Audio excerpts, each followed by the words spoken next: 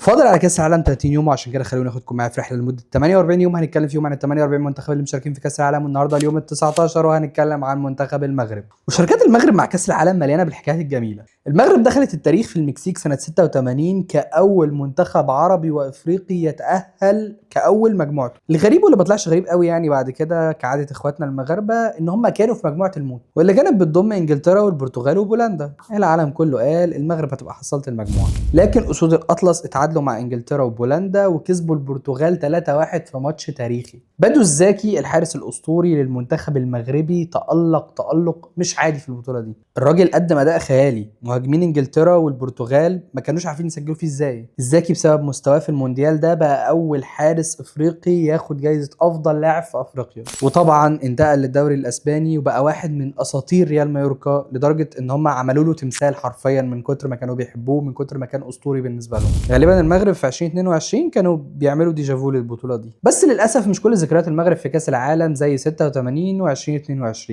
عشان في 98 عاشوا واحد من اقصى الذكريات وفضيحه كانت شبيهه بفضيحه خيخون بس اتعملت بطريقه اذكى. المغرب كان عندها جيل مرعب، بصير ومصطفى حجي ويوسف شيبو، وكسبوا اسكتلندا 3-0 وكانوا مستنيين البرازيل تكسب او تتعادل على النرويج عشان تتاهل. طبعا البرازيل بواحد من اقوى الاجيال في تاريخها كانت كسبانه 1-0 لغايه الدقيقه 80، وفجاه النرويج في 5 دقائق جابت جونين منهم ضربه جزاء مشكوك في صحتها لغايه النهارده. المغرب خرجت بمؤامره واضحه وده خلى العالم كله يتعاطف مع جيل كانوا شايفين انه ممكن يوصل لكتير جدا وممكن يحقق اكتر من كده بكتير. ولسه الناس بتفتكر هدف مصطفى حجي في مرمى النرويج واللي يعتبر من اجمل اهداف المونديال. حجي استلم الكوره ورقص المدافع وحطها في الزاويه البعيده. الهدف ده خلى حجي واحد من اساطير الكره المغربيه، ولسه جمهور المغرب لغايه النهارده بيتغزل بيه وبمهارته، ولسه الشعب المغربي بيغني باسمه لغايه النهارده كرمز للكره الحلوه. واخيرا انا عايز اقول كلمتين جد. انا بس عايز افهمكم حاجه، والله احنا شعب دمه خفيف، او على الاقل بنشوف نفسنا اننا دمنا خفيف. بنحب الهزار وبنحب نهزر وبنعشق السف زي عينينا، لدرجه ان احنا لو ما لقيناش حد نسف عليه بنسف على نفسنا. فاحنا بنتعامل مع النكش على انه لاف لانجويج، ولو احنا كشعب مش بنحبكم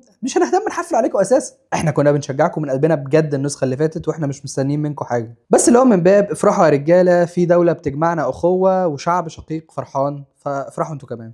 وهنشجعكم السنه دي وهندعمكم عشان توصلوا لابعد مكان، ولما تخسروا هنحفل عليكم عادي. هي كده وهتفضل طول عمرها كده. وافتكروا ان في الاول وفي الاخر دي كوره. عيب قوي ان احنا نخسر ديننا واخلاقنا واخوتنا عشان كوره. ديما مغرب، وسير سير سير سير سير سير سير سير